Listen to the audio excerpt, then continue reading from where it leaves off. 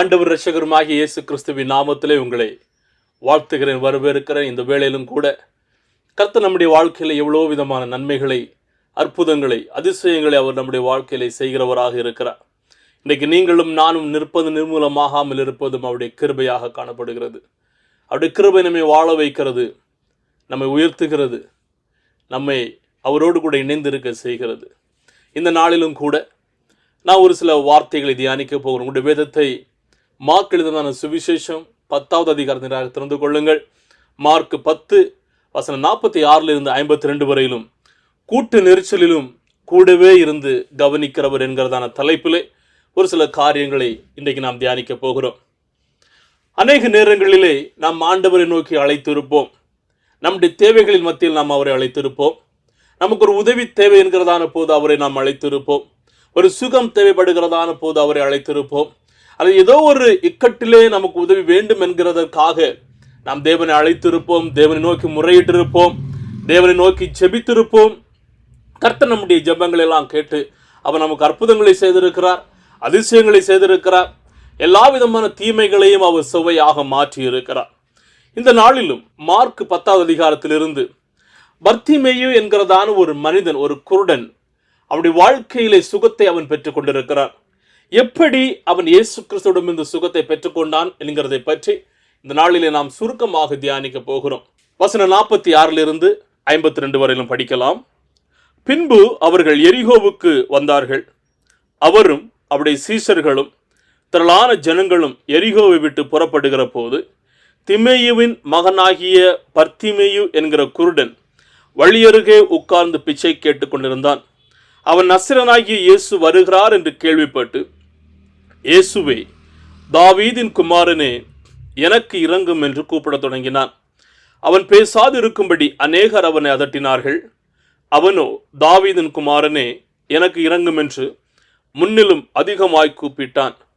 இயேசு நின்று அவனை அழைத்து வர சொன்னார். அவர்கள் அந்த குருடனை அழைத்து, திடன்கொள், எழுந்திரு, உன்னை அழைக்கிறார் என்றார்கள். உடனே அவன் தன் மேல் வஸ்திரத்தை எறிந்துவிட்டு எழுந்து இயேசுவினிடத்தில் வந்தான். இயேசு அவனை நோக்கி, நான் உனக்கு என்ன செய்ய வேண்டும் என்று இருக்கிறாய் என்றார்.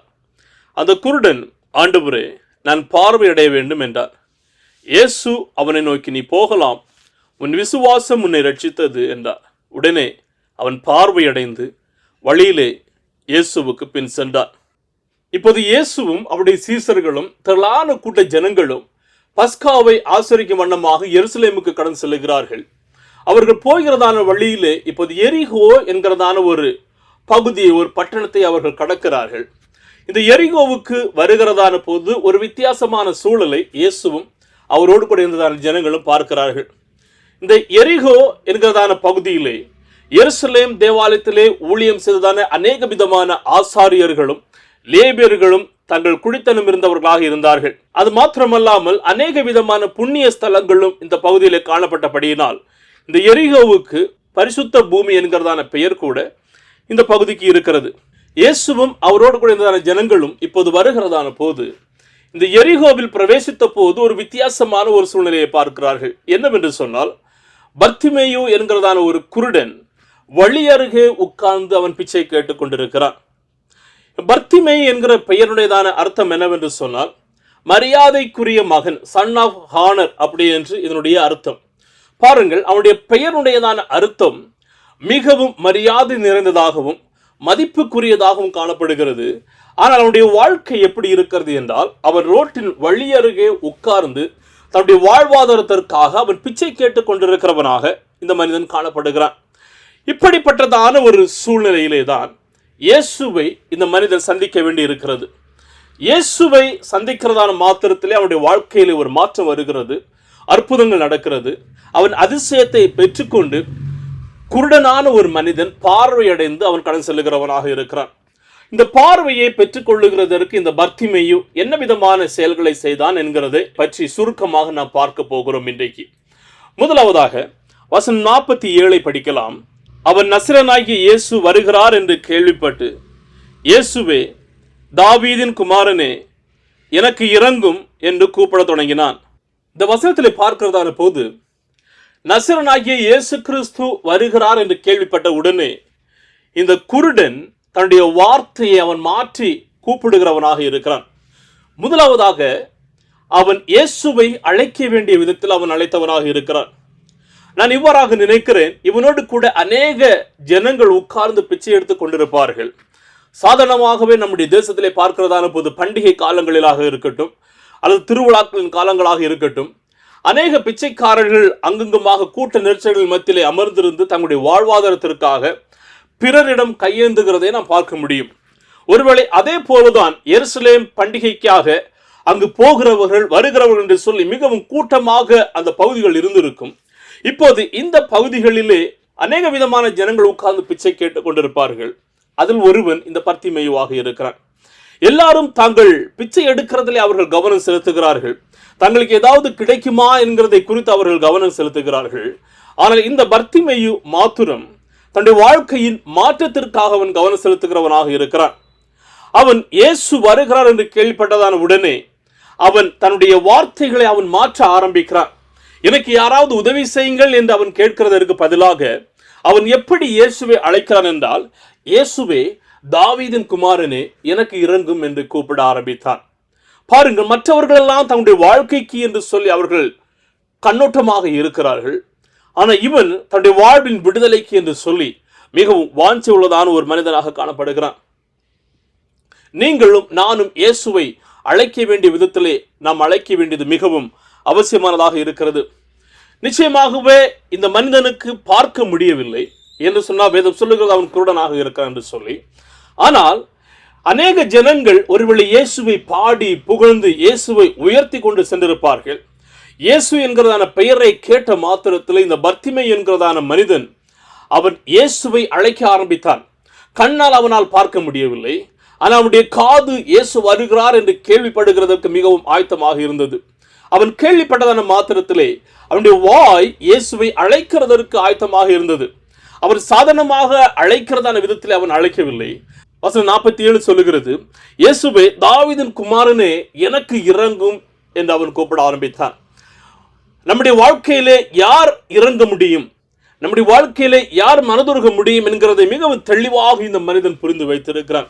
இப்போது இயேசுவை அவன் அழைக்க வேண்டியதான விதத்தில் அழைக்கிறான். அநேக நேரங்களிலே நாம் தேவன் நோக்கி அழைக்கிறோம், தேவன் நோக்கி நாம் ஜெபிக்கிறோம், அநேக விதமான காரியங்களுக்காக நாம் விண்ணப்பிக்கிறோம்.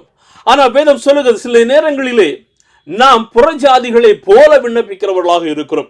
அப்படி விண்ணப்பிக்கும் போது நம்முடைய ஜெபங்களுக்கு பதில் கேட்கப்பட மாட்டாது என்று சொல்லுகிறது. யாக்கோபு 4:3 பார்க்கிறதான போது, நீங்கள் விண்ணப்பம் பண்ணியும் உங்கள் இச்சைகள் நிறைவேற்றும்படி செலவழிக்க வேண்டும் என்று தகாத விதமாய் விண்ணப்பம் பண்ணுகிறபடியினால் பெற்றுக்கொள்ளாமல் இருக்கிறீர்கள் என்று சொல்லி. ஆம், அநேக நேரங்களிலே நம்முடைய விண்ணப்பங்கள் ஜெபங்கள் தகாத விதமாக இருக்கிறபடியினாலும், நம்முடைய சுய லாபத்திற்கு என்று சொல்லி இருக்கிறபடினாலும் அநேக நேரங்களிலே நாம் நினைக்கிறதான அந்த பதில்களை நம்மால் பெற்றுக்கொள்ள முடியாது. ஆனால் இந்த மனிதன் இயேசு வருகிறார் என்று கேள்விப்பட்ட உடனே இயேசுவை சரியான விதத்திலே அழைத்தவனாக இருந்தான். அவரை நாம் சரியான விதத்தில் அழைக்கும் போது அவர் நம்முடைய வாழ்க்கையிலே ஒரு மாற்றத்தை உருவாக்குகிறவர். நம்முடைய வாழ்க்கையிலே தேவைகளை அவர் சந்திக்கிற தேவனாக காணப்படுகிறார். இரண்டாவதாக இந்த மனிதன் என்ன செய்தார் என்று சொன்னால், வசனம் 48 சொல்லுகிறது, அவன் பேசாதிருக்கும்படி அநேகர் அவனை அதட்டினார்கள். அவனோ, தாவீதின் குமாரனே, எனக்கு இறங்கும் என்று முன்னிலும் அதிகமாய் கூப்பிட்டான். ஆம் பிரியமானவர்கள், இதில் பாருங்கள், இந்த ஜனங்கள் எல்லாரும் இயேசுவோடு கூட அந்த ஊர்வலத்திலே மிகவும் சந்தோஷித்துக் கொண்டிருக்கிறார்கள். ஆனால் இதன் மத்தியிலே ஒரு குருடன், இயேசுவே, தாவீதின் குமாரனே, எனக்கு இறங்கும் என்று கத்திக்கொண்டே இருக்கிறான், கூப்பிட்டு கொண்டே இருக்கிறான். இவன் கூப்பிடுகிறதான போது என்ன நடக்கிறது? ஜனங்கள் இவனை வந்து அதட்டுகிறார்கள் என்று சொன்னால் அவனை அதிகமாக திட்டியிருப்பார்கள். பலவிதமான வார்த்தைகளை உபயோகித்து அவன் பேசாமல் இருக்கும்படி அவனை அதட்டி இருப்பார்கள். ஆனால் அந்த நிலையிலும் அவன் அப்படியே பயந்து போகவில்லை. இவர்கள் இப்படி திட்டுகிறார்களே, அதட்டுகிறார்களே என்று சொல்லி அவன் அமைதியாக இருக்கவில்லை. மாறாக அந்த வசனம் சொல்லுகிறது, அவன் தாவீதின் குமாரனே, எனக்கு இறங்கும் என்று சொல்லி முன்னிலும் அதிகமாக கூப்பிட ஆரம்பித்தான் என்று வேதம் சொல்லுகிறது. அப்படியானால் இவன் இயேசுவை அழைத்ததான போது அவனுக்கு எதிராக ஜனங்கள் வருகிறார்கள், அவனுக்கு எதிராக அதட்டல்கள் வருகிறது, அவனை பயமுறுத்துகிறதான சூழ்நிலைகள் வருகிறது. ஆனால் அதன் மத்தியிலும் அவன் ஆண்டவரை இன்னும் அதிகமாக அவன் அழைக்கிறவனாக காணப்படுகிறான். என்னை கேட்டுக்கொண்டிருக்கிறதன் அருமையான தேவ ஜனங்களே, ஒருவேளை உங்களில் ஒரு சில பேர் இந்த விதமான சூழ்நிலைகள் வழியாக கடந்து சென்று கொண்டிருந்திருப்பீர்கள்.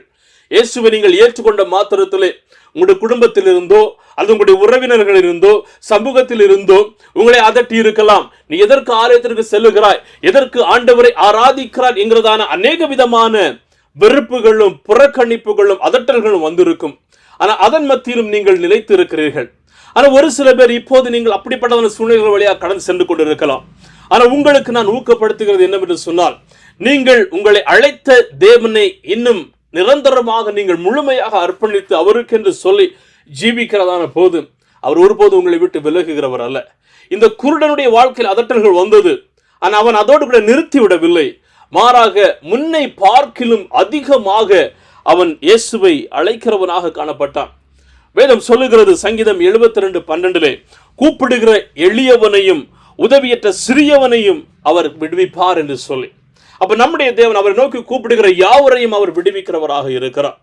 அவர் நோக்கி கூப்பிடும் போது, அவரை நோக்கி அழைக்கும் போது, எல்லா விதமான இன்னல்கள் மத்தியிலும் வேதனைகள் மத்தியிலும் அவரை நோக்கி அழைக்கும் போது நம்மை கைவிடுகிறவர் அல்ல, நம்மோடு கூட இருந்து நம்மை வழிநடத்துகிறவராக இருக்கிறார். எனவே தான் சங்கீதக்காரன் சொல்லுகிறார், சங்கீதம் 34:6 சொல்லுகிறார், இந்த ஏழை கூப்பிட்டான், கர்த்தர் கேட்டு அவனை அவன் இடுக்கண்களுக்கெல்லாம் நீங்களாக்கி ரட்சித்தார். ஆம் பிரியமானவர்களே, நாம் அவரை நோக்கி கூப்பிடும் போது நம்முடைய எல்லா இடுக்கண்களுக்கும் அவர் விடுவிக்கிறவராக இருக்கிறார். இந்த பர்த்திமேயு குருடனால் அவனால் பார்க்க முடியவில்லை, யார் இயேசு என்று அவனால் தெரியவில்லை. ஆனால் இயேசு எப்படிப்பட்டவர் என்கிறது அவன் நன்கு அறிந்து வைத்திருந்தான். இயேசு வருகிறார் என்று கேள்விப்படுகிறதற்கு அவருடைய காது ஆயத்தமாக இருந்தது. இயேசுவை அழைக்கிறதற்கு அவனுடைய வாய் ஆயத்தமாக இருந்தது. அவன் சோதனைகள் மத்தியிலும் அதட்டல்கள் மத்தியிலும் இன்னும் விட்டு விடாமல் தைரியத்தோடு இயேசுவை அழைக்கிறதற்கு அவனுடைய உணர்வுகள் ஆயத்தமாக இருந்தது. மூன்றாவதாக இந்த மனிதர் என்ன செய்தார் என்று சொன்னால், வசனம் 49:50, இயேசு நின்று அவனை அழைத்து வர சொன்னார். அவர்கள் அந்த குருடனை அழைத்து, திடன்கொள், எழுந்திரு, உன்னை அழைக்கிறார் என்றார்கள். உடனே அவன் தன் மேல் வஸ்திரத்தை எறிந்துவிட்டு எழுந்து இயேசுவிடத்தில் வந்தான். மூன்றாவதாக இந்த மனிதர் செய்தது என்னவென்று சொன்னார், இயேசுவை பரிசுத்தமான முறையில் அவன் நெருங்கினவனாக இருக்கிறார். He approached Jesus with pure heart. இயேசுவை அவன் பரிசுத்த இருதயத்தோடு கூட இயேசுவிடத்தில் கடந்து வந்தான். இப்போது என்ன நடக்கிறது என்று சொன்னால், இயேசு நின்று அவனை அழைத்து வர சொல்லுகிறார். சொன்ன மாத்திரத்திலே அவர்கள் அந்த குருடனை அழைத்து, திடன்கொள், உன்னை அழைக்கிறார் என்றார்கள்.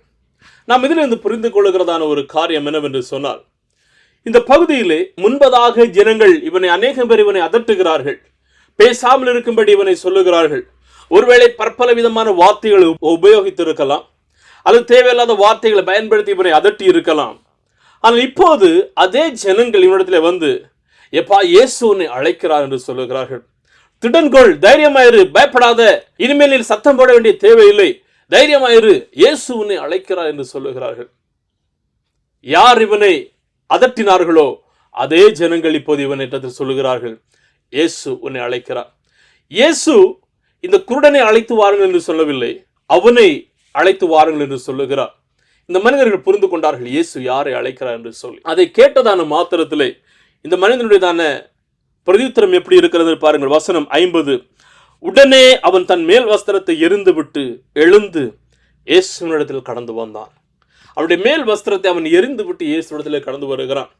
யூதர்களுடையதான கலாச்சாரத்தின் பிரகாரமாக ஒரு மனிதன் பிச்சை எடுக்க வேண்டும் என்று சொன்னால் அவன் ஏதோ ஒரு விதத்திலே உடலிலே அவன் குறைவு உள்ளவனாக காணப்பட வேண்டும்.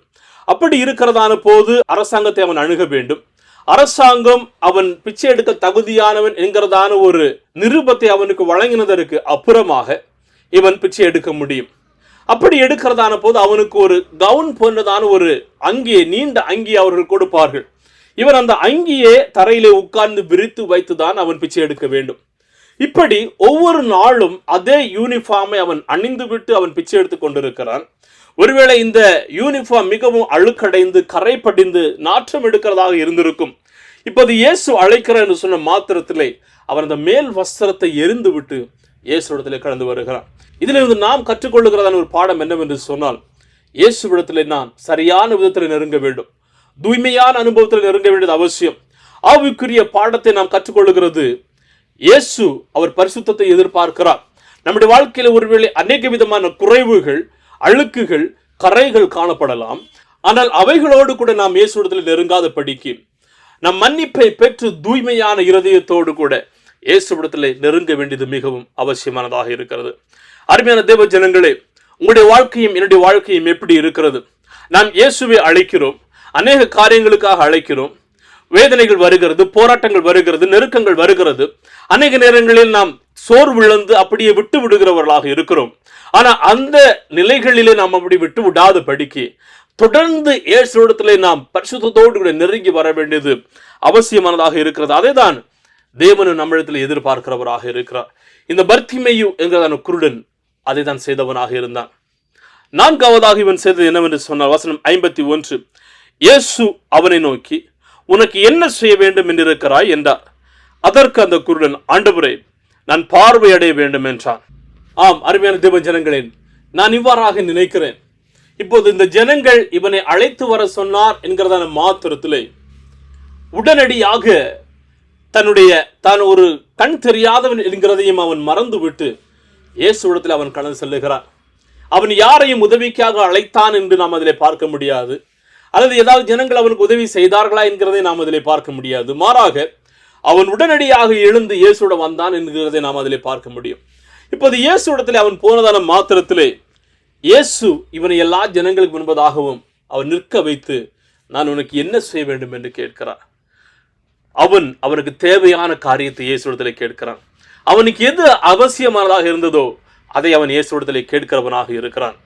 அருமையான தேவ பிள்ளைகளே, எந்த இடத்தில் நீங்கள் அவமதிக்கப்பட்டீர்களோ, எந்த இடத்தில் நீங்கள் புறக்கணிக்கப்பட்டீர்களோ, எந்த விதமான ஜனங்கள் உங்களை அதட்டினார்களோ, உங்களை வேதனைக்குட்படுத்தினார்களோ, உங்களை அசிங்கப்படுத்தினார்களோ, புறக்கணித்தார்களோ, அதே இடத்திலே கர்த்தர் உங்களை தலை நிமிர செய்கிறவராக இருக்கிறார். அதுதான் இயேசு இந்த பர்த்திமேயுடைய வாழ்க்கையிலே செய்தவராக இருந்தார். எந்த ஜனங்கள் அவனை அதட்டினார்களோ அவர்கள் மத்தியிலே இயேசு அவனை முன்பதாக நிறுத்தி அவனுக்கு என்ன வேண்டும் என்று கேட்டு அவனுக்கு சுகத்தை கொடுக்கிறவராக இருக்கிறார். இன்னைக்கு நம்முடைய வாழ்க்கையிலும் அநேக விதமான தேவைகள் இருக்கலாம், அநேக விதமான இயக்கங்கள் இருக்கலாம். என்னுடைய வாழ்க்கையில ஒரு மாற்றம் ஏற்படாதா, என்னுடைய வாழ்க்கையிலே அற்புதம் நடக்காதா என்கிறதான கேள்விகள் அநேகம் இருக்கலாம். ஆனால் ஒன்றை மாத்திரம் புரிந்து கொள்ளுங்கள், கர்த்தர் ஒருபோதும் உங்களை விட்டு விடுகிறவர் அல்ல. அவர் உங்களை சேர்த்து இழுத்துக் கொள்ளுகிற தேவனாக காணப்படுகிறார். நீங்களும் நானும் செய்ய வேண்டியது என்னவென்று சொன்னால், நம்முடைய முழு சரீரத்தையும் இயேசுவுக்கு என்று சொல்லி நாம் பயன்படுத்த வேண்டியது மிகவும் மிகவும் அவசியமானதாக இருக்கிறது. கடைசியிலே இந்த மனிதர் என்ன செய்தார் என்று பாருங்கள். வசனம் 52. இயேசு அவனை நோக்கி, நீ போகலாம், உன் விசுவாசம் நிறைவேறியது என்றார். உடனே அவன் பார்வையடைந்து வழியிலே இயேசுவுக்கு பின் சென்றார். இயேசு என்ன வேண்டும் என்று கேட்கிறார், எனக்கு பார்வை வேண்டும் என்று சொல்லுகிறார். இயேசு சொல்லுகிறார், நீ போகலாம், உன்னுடைய விசுவாசம் நிறைவேறியது. நீ என் மீது வைத்திருந்த அந்த விசுவாசம் உனக்கு சுகத்தை கொடுத்திருக்கிறது. அருமையான தேவ ஜனங்களை, நான் இவ்வாறாக விசுவாசிக்கிறேன். இயேசு அழைக்கிறார் என்று சொன்ன மாத்திரத்திலே இந்த மனிதன் துள்ளி குதித்து எழுந்து அவன் இயேசுவிடத்தில் கடந்து சென்றிருப்பான். ஒரு குருடனான மனிதன் ஆனால் இயேசு அழைத்த மாத்திரத்திலே அவன் குருடனாக இயேசுவிடத்திலே கடந்து சென்றிருக்க மாட்டான். மாறாக அவன் பார்வை அடைந்தவனாக இயேசுவிடத்திலே கடந்து சென்றிருப்பான். இப்போது இயேசு கேட்கிறதான போதும், உனக்கு என்ன வேண்டும்? பார்வை வேண்டும். நீ போகலாம், உன்னுடைய விசுவாசம் நிறைவேறியது. அந்த விசுவாசத்தின் நிமித்தமாக மறுபடியுமாக அவன் பார்வை அடைந்தவராக அவன் கடந்து செல்லுகிறவனாக இருக்கிறான். இப்போது அவனுடைய வாழ்க்கையிலே ஒரு சுகம் வருகிறது, அவனுடைய வாழ்க்கையிலே ஒரு அற்புதம் நடைபெறுகிறது, அவனுடைய வாழ்க்கையிலே ஒரு டெலிவரன்ஸ், ஒரு விடுதலை நடக்கிறது. இந்த சுகத்தை அவன் இயேசுவிடமிருந்து பெற்றுக்கொண்டு தன்னுடைய வீட்டிற்கோ அல்லது தன்னுடைய குடும்பத்தினிடமோ நண்பர்களிடமோ அவன் கடந்து செல்லவில்லை. மாறாக he followed Jesus as a disciple. இயேசுவின் சீசனாக அவன் இயேசுவை பின்பற்றினவனாக இருந்தான். இன்றைக்கு நம்முடைய வாழ்க்கையில அநேக நேரங்களிலே நாம் இயேசுவிடமிருந்து அநேக காரியங்களை பெற்றுக்கொள்ளுகிறோம், அநேக விதமான நன்மைகளை பெற்றுக்கொள்ளுகிறோம். நாம் பெற்றுக்கொண்டு மாறாக அப்படியே கடந்து செல்லுகிறவர்களாக இருக்கிறோம். ஆனால் நீங்களும் நானும் அப்படி சீசர்களாக மாற வேண்டியது அவசியம். ஐந்தாவதாக இந்த மனிதன் செய்தான ஒரு காரியம், இயேசுவின் சீசனாக அவன் மாறினவனாக இருக்கிறான். என்னை கேட்டுக்கொண்டிருக்கிறதா அருமையான தேவஜனங்களே, நம்முடைய வாழ்க்கையிலே நாம் இயேசுவை அழைக்க வேண்டிய விதத்தில் அழைக்க வேண்டியது அவசியம்.